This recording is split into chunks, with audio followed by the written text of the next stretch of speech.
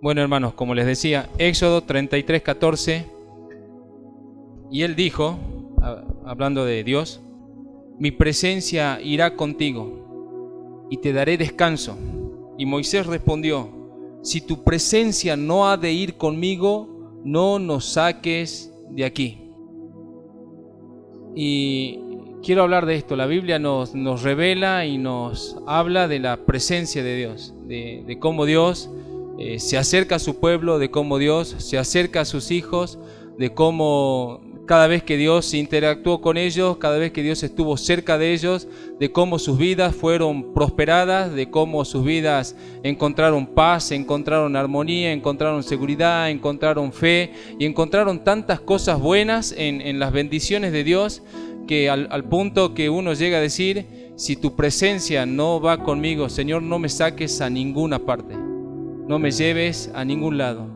Pero tristemente la Biblia también nos muestra el otro cuadro de cuando la presencia de Dios se aleja de nosotros, cuando la presencia de Dios se aleja de su pueblo, y cómo infelizmente la vida se torna en algo caótico, se torna en algo sin sabor, se torna en algo sin sentido, cómo todo empieza a ser solamente una rutina, cómo de alguna manera la hipocresía empieza a golpear las puertas para quedarse, cómo se pierde el amor, cómo se pierde la presencia de Dios. Quiero hablar de eso en esta mañana. Vamos a orar.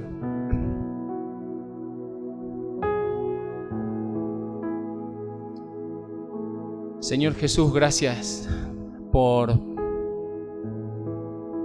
permitirnos estar hoy aquí en tu presencia. Señor, oh Dios, en tu presencia hay plenitud de gozo, delicias a tu diestra para siempre, Señor. Tú lo dijiste y nosotros lo creemos y buscamos, oh Dios, tu presencia en nuestras vidas. Buscamos, Señor amado, estar cercanos a ti y que tú estés cercano a nosotros. Danos gracia y virtud, Señor, para caminar contigo. Danos gracia y virtud para oír tu voz. Señor, no te alejes nunca de nosotros, ni quites de nosotros tu Santo Espíritu. Sé propicio a nuestra necesidad, oh Dios, y danos gracia para seguirte siempre. Perdona nuestros errores, nuestras falencias, nuestros pecados. Ayúdanos a caminar contigo, a seguir al ritmo de tus pisadas. Y nunca permitas, Señor, que nos alejemos de ti. Oh Dios, es de lo que vamos a hablar en esta mañana, así que pon gracia, Señor amado, en mis labios y dame palabras y danos oído en el nombre de Jesús el Cristo. Amén.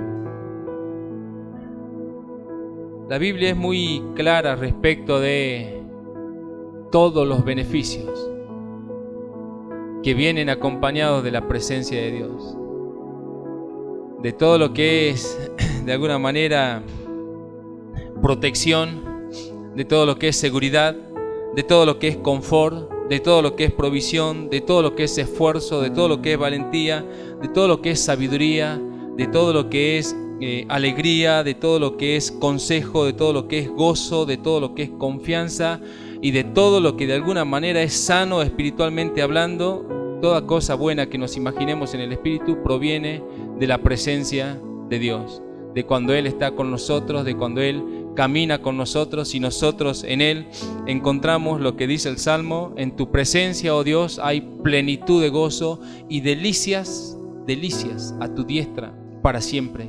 No hay cosa mejor para cualquier ser humano que caminar en la presencia de Dios. No hay cosa más dichosa para la vida de la iglesia que Dios esté siempre en nosotros y con nosotros. Cuando Dios está en nuestros hogares hay armonía. Cuando Dios está en nuestros hogares hay paz. Cuando Dios está en nuestros hogares hay algo que se experimenta que no tiene par y es sin igual. el gozo es algo desbordante, la paz nos acompaña en cada momento del día, y es que la presencia de Dios es algo notable y evidente en la vida cristiana. Es algo que lo percibimos al punto tal que hasta de alguna manera podemos palparlo, y es que Dios está con nosotros en nuestras vidas. Ya sea que estemos atravesando valle de angustias y la presencia de Dios va con nosotros, esa angustia no es algo que nos consume. Si estamos padeciendo necesidad, pero si la presencia de Dios está con nosotros, tenemos confianza de que Él está administrando cada una de nuestras finanzas y nuestras necesidades están delante de Él. Y es que estando en la presencia de Dios, hermanos, cualquiera sea la situación, hay seguridad, porque Dios está con nosotros, porque Él va en nuestra barca. Y por más que a veces esa barca quiere hundirse, las situaciones de afuera quieren de alguna manera anegarla, no va a suceder, porque Él está en la barca. Él de alguna manera siempre se va a poner al frente de nuestras vidas y va a ir delante de nosotros. Hermanos, hay una seguridad tremenda cuando Dios está en nuestras vidas. Y eso es algo que nosotros tenemos que experimentar, eso es algo que nosotros tenemos que vivir, degustar y permanecer en esa presencia de Dios. Algunas citas que hablan de cómo, de cuáles son los beneficios de la presencia de Dios. En 2 de Crónicas 1:1, Salomón, hijo de David, fue afirmado en su reino y Jehová su Dios estaba con él, estaba con Salomón. Y dice, y lo engrandeció sobremanera. En Esdras 7:6 dice, este Esdras subió de Babilonia, era escriba diligente en la ley de Moisés que Jehová Dios de Israel había dado, y le concedió el rey todo lo que pidió, porque la mano de Jehová su Dios estaba con Esdras, ¿sí? Sobre Esdras. Después, hablando del pueblo, en Esdras 8:31 dice Esdras, y partimos del río Abá el 12 del mes primero para ir a Jerusalén, y la mano de nuestro Dios estaba sobre nosotros. Y dice, y nos libró de la mano del enemigo y del acechador en el camino. En Hechos 10:38, hablando de Jesús, dice cómo Dios ungió con el Espíritu Santo y con poder a Jesús de Nazaret, y cómo éste anduvo haciendo bienes y sanando a todos los oprimidos por el diablo, porque Dios estaba con él. Las señales y poder de los apóstoles y de todo el desarrollo de la iglesia primitiva fue de alguna manera extraordinario, porque Dios estaba con ellos. Cada cosa que hicieron, cada cosa que engrandeció el nombre de Dios, cada cosa que le glorificó, fue porque Dios caminaba con ellos. De hecho, Jesús mismo le dijo a sus discípulos, yo estaré con ustedes todos los días, hasta el fin del mundo.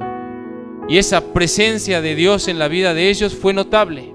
Esa presencia de Dios en la vida de la iglesia primitiva fue algo notable. Era algo que se apreciaba. Y es notable cuando Dios está en la vida cristiana, es notable.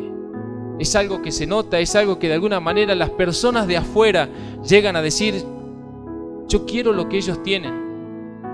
Yo quiero experimentar lo que de alguna manera ellos están viviendo. Es una vida que en términos sanos se envidia. ¿Por qué? Porque en este mundo hay aflicción, en este mundo hay turbación de espíritu, turbación de alma. En este mundo solamente hay todo lo que es ausencia de paz. Pero en Cristo hay paz. Y cuando esa paz sobrepasa todo entendimiento, de alguna manera mora en la vida cristiana, llega a ser algo deseable para los demás. La conversión radica básicamente en algo que se nota, en algo que de alguna manera nos atrae y que empieza a cautivar y a ganar el corazón. Dios ha acompañado a la vida de sus hijos y los acompaña. Como dijimos, eso es notorio. Cuando Él camina con nosotros, todo en la familia tiene que ver con la paz, todo en la iglesia tiene que ver con armonía, Los esposos no se gritan, hay amor, hay armonía con los hijos, hay encanto en la familia, hay encanto en la iglesia, y esto es el sello de su presencia. Donde Dios está, hermanos, no puede haber nada parecido a la guerra, no puede haber nada parecido a la hostilidad. Donde Él está siempre va a haber orden, siempre va a haber paz, siempre va a haber armonía, siempre va a haber amor. Ese es el sello de su presencia. Ese es el fruto de su Espíritu Santo. Si nosotros leemos Gálatas 5:22, los frutos del Espíritu Santo tienen que ver con templanza, con amor, con gozo, paz, paciencia, bondad, benignidad, fe. No hay otra cosa distinta a eso. Aquello que éramos cuando Dios está con nosotros deja de ser, y ahora hay un nuevo hombre, una nueva mujer, y habitan juntos en armonía en casa, en la iglesia. Su presencia se nota en cómo manejamos los conflictos económicos, espirituales, de salud, y todo esto es sencillamente porque, como dijo Moisés, tu presencia, oh Dios, va conmigo. Y cuando Dios camina y está con nosotros, nos marca el paso, y cada pisada en la compañía de Él nos asegura de que nunca resbalaremos. Nunca resbalaremos. El Salmo 121:3 dice: no dará tu pie al resbaladero, ni se dormirá el que te guarda. He aquí, no se adormecerá ni dormirá el que guarda a Israel. Jehová es tu guardador. Jehová es tu sombra a tu mano derecha. El sol no te fatigará de día, ni la luna de noche. Jehová te guardará de todo mal. Dice, Él guarda tu alma. Jehová guarda tu salida y tu entrada desde ahora y para siempre. Amén, hermanos. Y que así sea siempre en la vida cristiana, en la vida de la iglesia. Así debería ser. Pero tristemente sucede el cuadro más catastrófico y caótico que nos pueda retratar las Escrituras, y es la ausencia de su presencia. Cuando Dios decide alejarse de su pueblo, cuando Dios decide alejarse de sus hijos. Y eso es algo que las Escrituras nos muestran. Eso es algo que las Escrituras de alguna manera nos dejan ver. Y también se hace evidente cuando la presencia de Dios no está. Se hace notable cuando Él ha dejado de caminar con nosotros. Hay tiempos en donde su presencia se aleja de nosotros y su ausencia se hace tan notable porque todo aquello que gozábamos con su presencia de repente se esfuma. Y viene todo lo contrario a lo que habíamos mencionado como gozo, paz, paciencia, benignidad, bondad, fe, y llega de repente a nuestras casas todo lo contrario a los frutos buenos del Espíritu Santo. Inseguridad, ira, gritería, falta de amor, desconfianza, celos, peleas. Esas cosas llegan cuando de alguna manera Dios ha decidido alejarse de nuestras vidas. Hay un ejemplo muy catastrófico en las Escrituras de una bancarrota espiritual, de una persona del cual Dios se alejó, y es la vida del rey Saúl. Este hombre comenzó a caminar con la presencia de Dios, todo en su vida iba más que bien, y todo cuanto deseaba su corazón Dios se lo concedía porque Dios estaba con él, y todo cuanto le viniera a la mano para hacer lo podía hacer porque Dios estaba con Saúl. En 1 Samuel 10:6, entonces el Espíritu de Jehová vendrá sobre ti con poder, le está diciendo el profeta Samuel a Saúl. Entonces el Espíritu de Jehová vendrá sobre ti con poder y profetizarás con ellos y serás mudado en otro hombre. Cuando venga Dios a tu vida, serás mudado en otro hombre. Y cuando te hayan sucedido estas señales, haz lo que te viniere a la mano, porque Dios está contigo. Hermanos, este es un hombre que alcanzó en Dios la gracia y la virtud de que Dios estaba con él, de que la mano de Dios estaba con él, y todo cuanto podía desear y hacer lo hacía porque Dios estaba sencillamente con él. hasta incluso llegó a profetizar y llegó a caminar con los profetas. Saúl, el hijo de Cis, de la tribu de Benjamín, al que algunos decían, ¿Saúl ahora entre los profetas? Sí, porque la gracia de Dios de alguna manera lo vistió de tal manera que lo mudó en otro hombre. Y pudo andar en armonía con Dios y caminar y disfrutar de lo que era una vida segura, una vida con confianza, una vida que llevaba victoria en las batallas, seguridad en la administración de su reino. Todo iba muy bien, gozaba de los beneficios de Dios. Y quizás la mayor satisfacción de Saúl no fue probablemente haber sido ungido rey, sino de que Dios caminaba con él y de que Dios estaba con él. Quizás no haya habido para él mayor satisfacción que esa. Su presencia era notable en su vida, su seguridad y su gozo provenían de la presencia de Dios en su vida. Pero luego, todo eso, de alguna manera, todo eso que él conoció de Dios tan cercano, un día se apartó de él y el desenlace de su vida fue tremendamente amargo. Todo lo que de alguna manera fue, en algún punto de su vida fue felicidad, seguridad, terminó siendo algo que lo acabó en el suicidio. Y de una manera tan trágica y amarga finalizó la vida de este hombre, al cual Dios le dijo, todo lo que te viniera a la mano para hacer, hazlo porque yo estoy contigo. Pero finalmente la mano de Dios se apartó de él y terminó echado sobre su propia espada, porque no encontraba más consuelo que la muerte, si es que la muerte de alguna manera pudiera consolarle de eso. Cuando la mano de Dios se apartó de él, ya no estaba seguro, sentía celos amargos por David, sabía que ahora Dios estaba con David y deseaba matarlo. Empezó a pecar con el pecado del asesinato, la razón se apartó de su mente, todos sus pensamientos y decisiones eran erráticos. En 1 Samuel 18:11 dice, hablando de Saúl, y arrojó Saúl la lanza, diciendo, enclavaré a David a la pared. Pero David lo evadió 2 veces, mas Saúl estaba temeroso de David, por cuanto Jehová estaba con David y se había apartado de Saúl. Miren cómo el hecho de que Dios se haya apartado de Saúl, cómo su corazón fue ganado por el pecado y cómo de alguna manera Satanás empezó a minar ese corazón con el pecado del asesinato, con el pecado del celo, con el pecado de la envidia. Ya no había paz en su interior, ahora había inseguridad, sentimientos de amargura se habían instalado en él. Tanto eran los celos amargos que le dominaba que incluso casi mata a su propio hijo Jonatán por causa de querer matar a David, arrojándole también una lanza.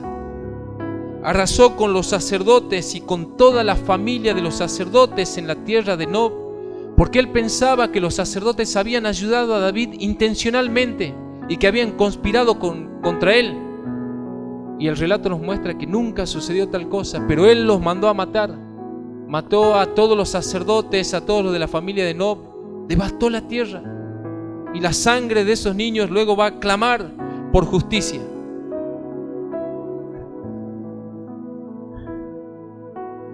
La vida de Saúl, fuera de la presencia de Dios, era una caída en picada. La confusión se apoderó de este hombre. Ninguna respuesta de parte de Dios había para él. Y sobre todo su pecado añadió aún más el consultar con la adivinación. Y esto está en 1 Samuel 28:15. Y Samuel dijo a Saúl, luego que él va a consultar a la divina de alguna manera entra en contacto en visión con Samuel, interactúa Samuel con Saúl, y Samuel dijo a Saúl, ¿por qué me has inquietado haciéndome venir? Y Saúl respondió, estoy muy angustiado, pues los filisteos pelean contra mí y Dios se ha apartado de mí y no me responde más ni por medio de profetas ni sueños. Por eso te he llamado para que me declares lo que tengo que hacer. que Dios se había apartado de Saúl era notable. Él ya no hallaba respuesta a sus oraciones, no hallaba respuesta ni por profetas, no hallaba respuesta ni por videntes, no hallaba respuestas ni por sueño, y es que Dios ya no quería saber nada con Saúl. Basta, se apartó de Dios. Fue notable, estrepitoso la ausencia de Dios en la vida de Samuel, y así terminó, echado sobre su propia espada. Me parece que no hay cuadro más fatalista y triste en las Escrituras que es cuando Dios se aparta de alguien, cuando Dios se aparta de alguien, cuando Dios se aparta de su pueblo. Probablemente muchos aquí han experimentado alguna vez un abandono parcial de Dios.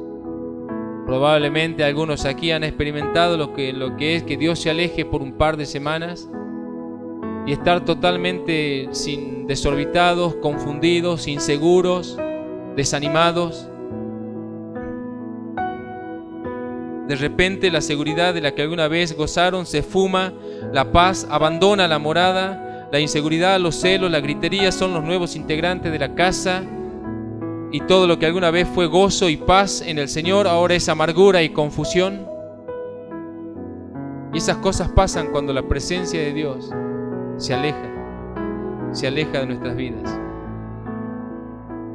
De tal manera es trastornada la casa cuando Dios no está, que se vuelve incluso una casa peor que la casa de un incrédulo. Y es que eso pasa cuando Dios no está. Esas cosas vienen.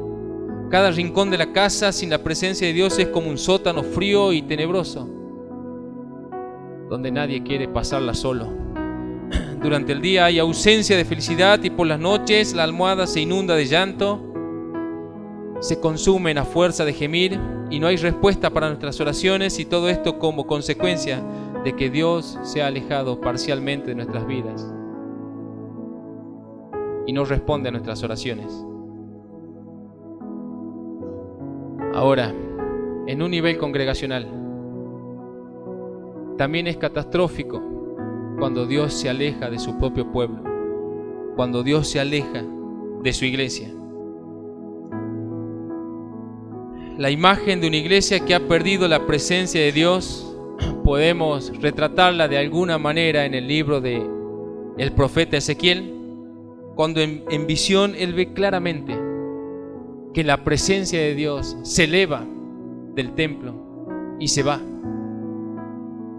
Y a veces pienso en este cuadro y digo, pero qué cuadro más triste para el profeta.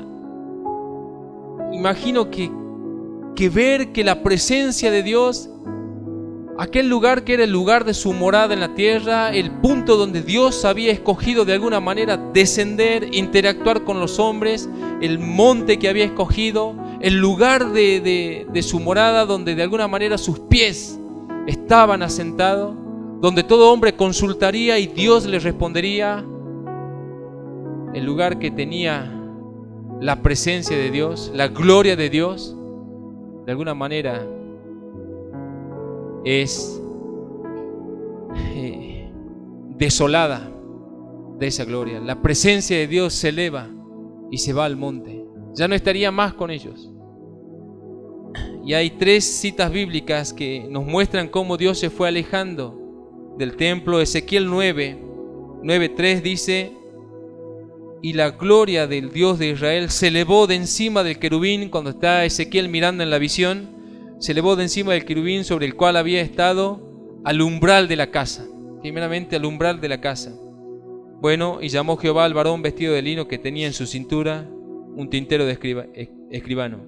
Ezequiel 10:18 dice, nuevamente continuando con la visión: entonces la gloria de Jehová se elevó de encima del umbral de la casa y se puso sobre los querubines, y alzando los querubines sus alas, se levantaron de la tierra delante de mis ojos. Cuando ellos salieron, también las ruedas se alzaron al lado de ellos y se pararon a la entrada de la puerta, ¿sí? A la entrada de la puerta oriental de la casa de Jehová, y la gloria de Dios de Israel estaba encima de ellos.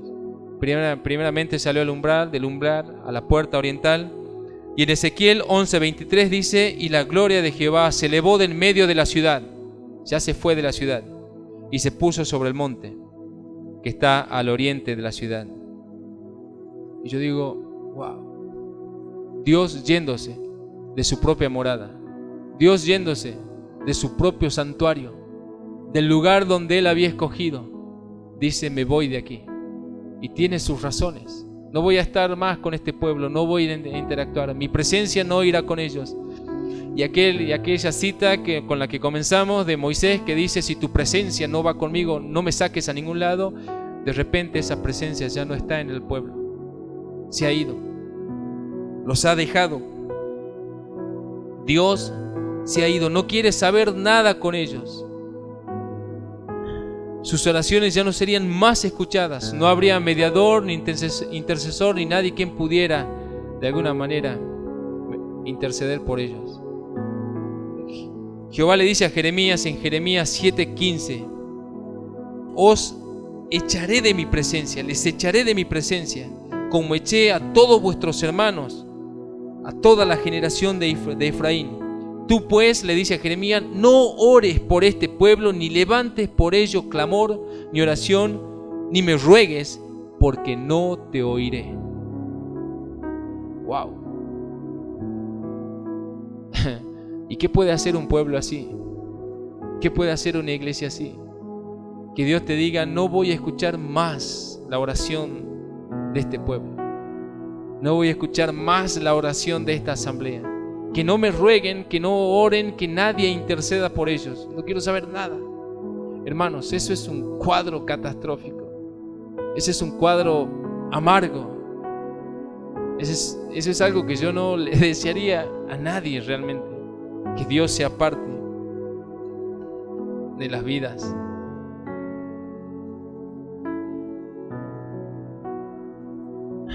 Dios está dispuesto, hermanos, a abandonarnos y abandonar a su iglesia cuando las cosas no se hacen en el orden debido. Dios está dispuesto a abandonar las familias cuando las familias no caminan con Él. Dios está dispuesto a abandonar a su iglesia cuando su iglesia no camina con Él. Dios está dispuesto a abandonar a las personas cuando las personas no quieren caminar con Él. Dios nos hace serias advertencias a través del libro de Apocalipsis a la iglesia de Éfeso. Él le dice claramente: si no se arrepienten, si no cambian las cosas que están mal, vendré y quitaré de ustedes el candelero. ¿Y eso qué significa? Que estarán a tientas, que estarán en oscuridad, que ya no caminarán en la luz, que se apagarán, que dejarán de ver con claridad, que tropezarán. Vemos entonces a Dios en el Nuevo Testamento hablando y advirtiéndonos que Él puede abandonarnos, que Él va a abandonarnos si las cosas no cambian.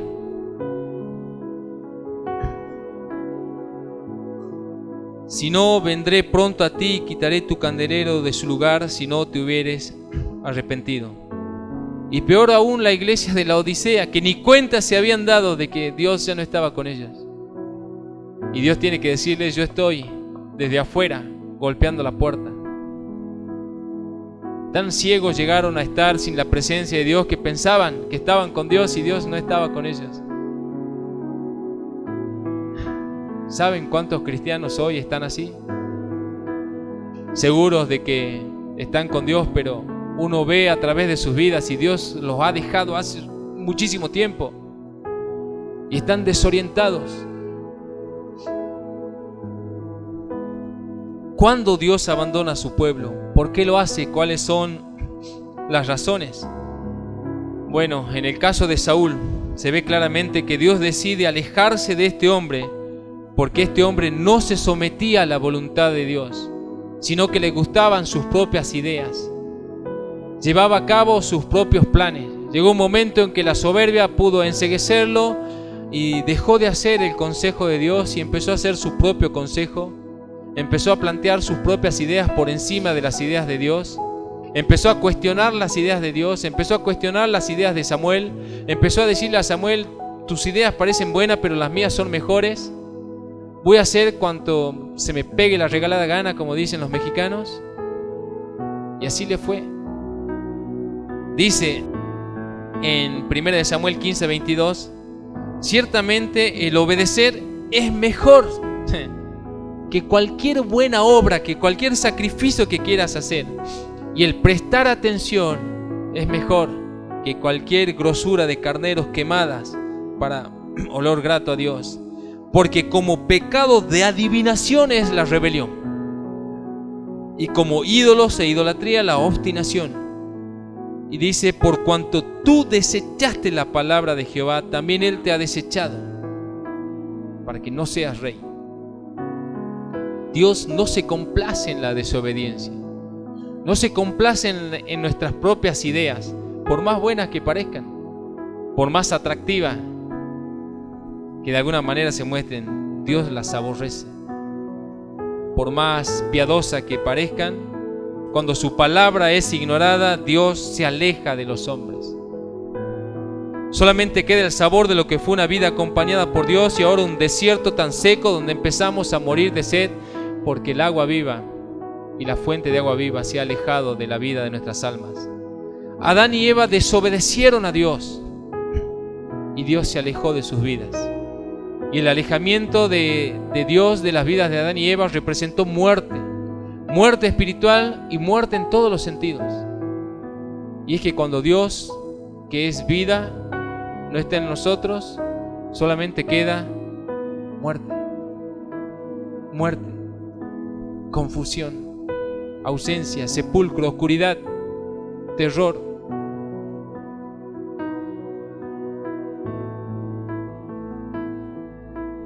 En el caso del libro del profeta Ezequiel, cuando Dios dice, eleva su gloria, su presencia y se va al monte, le muestra en visión a Ezequiel que los sacerdotes estaban adorando al sol, se estaban inclinando al sol, estaban buscando respuesta en otros lugares. Ya no estaban buscando a Dios, estaban confiando quizás en dioses ajenos, y Dios decide alejarse. Y así también cuando una iglesia empieza a confiar en el mundo, empieza a confiar y a buscar en otros lugares, en la política, no sé, en cualquier otro lugar, Dios se aleja y abandona, y de alguna manera los deja a su suerte para que caminen a tientas. Somos advertidos, hermanos, en las Escrituras, que no apaguemos el espíritu. Somos advertidos en las Escrituras que no entristezcamos al Espíritu de Dios. ¿Sí? Efesios 4:30, no contristéis al Espíritu Santo. Primera de Tesalonicenses 5:19, no apaguen el Espíritu. ¿Por qué? Porque cuando esas cosas pasan, Dios se aleja. Cuando el Espíritu Santo se entristece es porque nuestra vida no está caminando en santidad, sino que está caminando en pecado, y Dios empieza a exhortarnos, pero cuando de alguna manera nuestro corazón empieza a endurecerse por el engaño del pecado, Dios decide alejarse para no volver.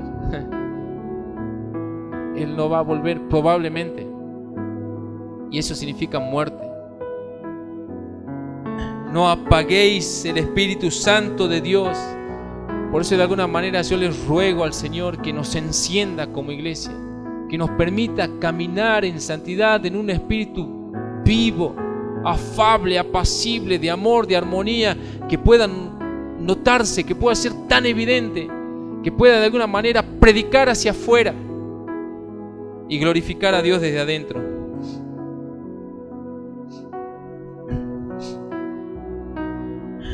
¿Vuelve Dios cuando se ha alejado?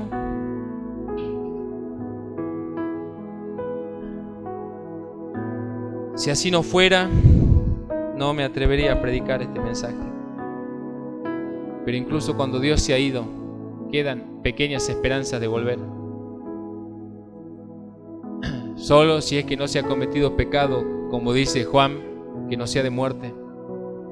Él dice, hay pecados, Juan escribe, hay pecados que son de muerte, por los cuales yo digo que no se pida, escribe Juan. Y hay pecados no de muerte. Dios ama a su pueblo. Dios ama a su pueblo. Pero cuando es endurecido, Dios se aleja. Pero cuando el pueblo se arrepiente, Dios a veces vuelve.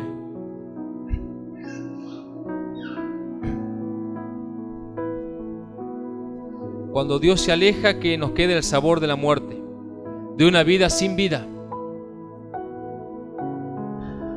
Y cuando es así, esperamos solamente la resurrección, como cantábamos.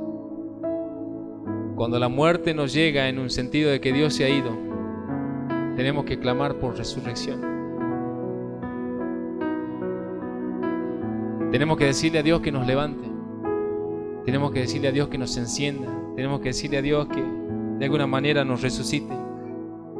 Cuando Dios apartó su presencia del templo, toda la nación pasó a ser, como dice Ezequiel 37, un valle de huesos secos. No había vida en ellos. Por más que ellos vivían, no había vida. Estaban secos, estaban muertos delante de Dios.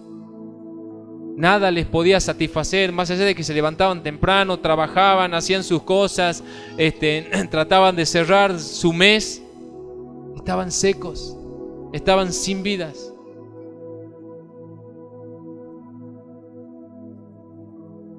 Jehová se acerca a Ezequiel y le dice: hijo de hombre, ¿vivirán estos huesos? En Ezequiel 37:3. Y Ezequiel dice: y dije, Señor Jehová, tú lo sabes. Y aunque la condición de Israel era una bancarrota espiritual, probablemente irrecuperable, Dios pudo revertir esa situación. Y en Ezequiel 37:11 dice: me dijo luego, hijo de hombre, todos estos huesos son la casa de Israel. Y aquí ellos dicen: nuestros huesos se secaron y pereció nuestra esperanza, y somos del todo destruidos. Por tanto, profetiza y diles: así ha dicho Jehová el Señor, he aquí, yo abro vuestros sepulcros, pueblo mío, y os haré subir de vuestras sepulturas, y os traeré a la tierra de Israel, y sabrán que yo soy Jehová, cuando abra vuestro sepulcro y los saque de vuestras sepulturas, pueblo mío, y pondré mi espíritu en ustedes, y vivirán. Y os haré reposar sobre vuestra tierra, y sabrán que yo Jehová hablé, y lo hice, dice Jehová. Qué consuelo más grande cuando habían llegado a una situación de bancarrota espiritual, estaban muertos, eran un conjunto de valle de huesos secos, pero Dios quiso sacarlos de allí, quiso darles vida. Y es que siempre que haya arrepentimiento genuino, cada vez que se reconozca el error y clamemos a Dios, habrá esperanza de resurrección. Porque como dice el Salmo 145:18, cercano está Jehová a todos los que le invocan, a todos los que le invocan de veras. El Salmo 22:1, Dios mío, ¿por qué me has desamparado? ¿Por qué estás tan lejos de mí? ¿Por qué estás tan lejos de mi salvación y de las palabras de mi clamor? Dios mío, clamo de día y no respondes, y de noche no hay para mí reposo. Salmo 51:11, no me eches de delante de ti y no quites de mí tu Santo Espíritu. Vuélveme, Señor, al gozo de tu salvación, y espíritu noble me sustente. Y el Salmo 34:18, cercano está Jehová a todos los quebrantados de corazón, y salva a los contritos de espíritu. Cuando la ausencia de Dios se hace notoria en nuestras vidas, hay dos opciones. O nos dejamos envenenar por el pecado, por la amargura, por la confusión, por la ira, por los celos, o clamamos a Dios. Nos dejamos envenenar como le sucedió al rey Saúl, o podemos clamar como lo hizo el rey David y alcanzar misericordia. Yo he pensado en estas cosas para el día de hoy, porque de alguna manera veo o noto en el cristianismo a nivel general una ausencia parcial de Dios. Y lo más lamentable que puedo ver en esta situación es que nos estamos acostumbrando a que esto puede ser así. Y en estas últimas eras, las iglesias y el cristianismo tan light con su comportamiento está redefiniendo lo que es la vida cristiana. Y como predicaba nuestro hermano Daniel el otro día, están buscando o tratando de adorar o seguir a un Dios no conocido. Muchos creyentes están sumidos en confusión. Dicen que son cristianos, pero están llenos de temor. Dicen que Dios está con ellos, pero están en angustias, en dudas, en celos, en amarguras, en desánimo. Y cuando estas cosas están es porque Dios no está. Es porque Dios de alguna manera se ha alejado de sus vidas. Se empieza a vivir una clase de cristianismo muy raro.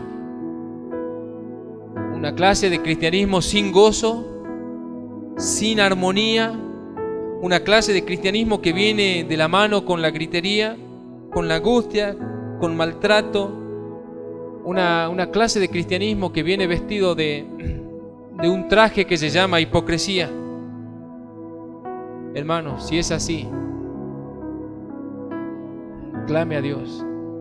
Si su vida en su hogar no tiene paz, empiece a pensar que Dios no está allí. Si su vida en su hogar está con gritería, con falta de paz, donde no hay armonía, empiece a pensar que Dios no está allí. Empiece a pensar que Dios puede estar alejándose. Y por eso la inseguridad y estas cosas vienen y buscan quedarse. Hermanos, les predico esto para que también como iglesia clamemos a Dios, que nos acerque cada vez más a su presencia. Que clamemos a Dios para que podamos ir de su mano, poder decir como Moisés: Señor, si tu presencia no va con nosotros, no queremos ir a ninguna parte. Queremos quedarnos aquí y esperar, Señor amado, que tú vengas, nos levantes, nos lleves y nos marques el paso de lo que hay que hacer. De lo contrario, todo será confusión, todo será angustia, todo será amargura. Es decirle de alguna manera: Dios, vuélvenos al gozo de tu salvación.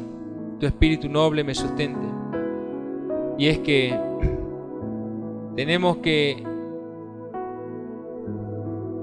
agarrar los salmos y lo que dicen y decir: Señor, en tu presencia hay plenitud de gozo.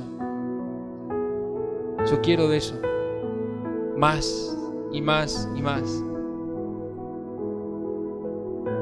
Dios se aleja cuando no caminamos con Él, pero se acerca cuando caminamos con Él. En Juan 14, se los leo rápido. Juan 14, 21.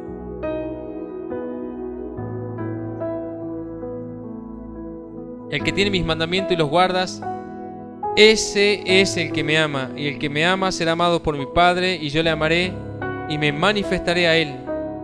Y el versículo 23, respondió Jesús y le dijo: el que me ama, mi palabra guardará, y mi Padre le amará, y vendremos a él, y haremos morada en él.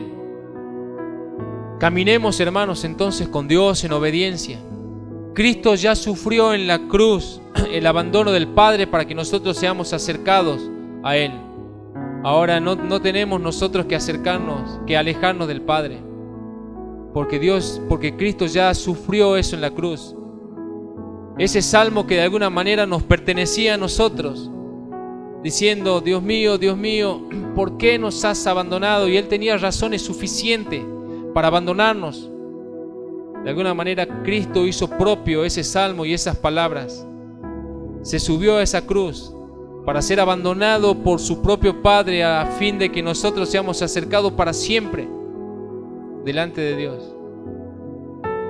Así que, hermanos, glorias sean dadas a Dios, y que nos permita caminar con Él y clamar siempre por su presencia, y que no tengamos que repetir ninguna historia triste de las que ya sucedieron en las Escrituras, sino poder encaminarnos y de alguna manera agarrar el timón o la dirección de nuestra barca y dirigirlas con Dios y hacia Dios, sabiendo que cualquier cosa que pudiera visitarnos o sobrevenirnos, estando Dios con nosotros, siempre va a haber gozo, satisfacción y paz.